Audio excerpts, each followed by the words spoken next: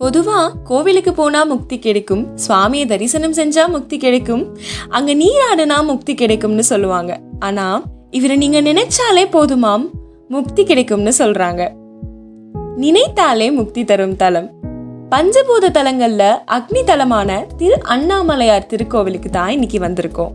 திருமாலுக்கும் பிரம்மனுக்கும் அவர்கள்ல யாரு பெரியவங்க அப்படின்னு சண்டை வரும்போது சிவபெருமான் அவரோட அடி அல்லது முடியை யார் முதல்ல அடையிறாங்களோ அவங்க தான் பெரியவங்கன்னு சொல்ல, திருமால் வராக ரூபம் எடுத்து பூமியை பிளந்து கீழே சிவனோட திருவடியை தேடி போனாராம். பிரம்மன் அன்னப்பறவை வடிவம் எடுத்து முடியை தேடி போனாராம். திருமாலும் பிரம்மனும் தேட தேட முதலும் முடிவும் இல்லாம சிவபெருமான் வளர்ந்து கொண்டே போனாராம். பிரம்மன் சிவபெருமானோட முடியை அடைஞ்சதா அவர் தலையிலிருந்து விழுந்த தாளம்பு கிட்ட சாட்சி சொல்லுவாரு. அவர் பொய் சொல்றது தெரிஞ்ச சிவபெருமான் அவர் மேல கோபமாகி பிரம்மனுக்கு தனியா கோவில்களே இருக்காதுன்னு சபிச்சிருவாரு.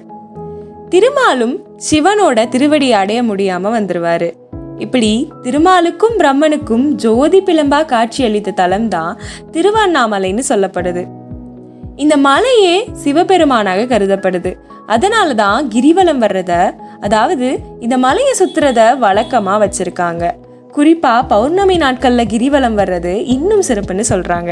24 ஏக்கர் பரப்பளவுல இருக்க இந்த கோவில்ல 6 பிரகாரங்கள், 9 கோபுரங்கள், 142 சன்னதிகள், 22 பிள்ளையார்கள், 306 மண்டபங்கள், 1000 தூண்கள் இருக்க 1000 கால் மண்டபம், 43 செப்பு சிலைகள், கல்யாண மண்டபம், அண்ணாமலையார் பாத மண்டபம் போன்ற ஏகப்பட்ட ஆச்சரியமூட்டும் விஷயங்கள் இங்க நிறைஞ்சு கிடக்கு.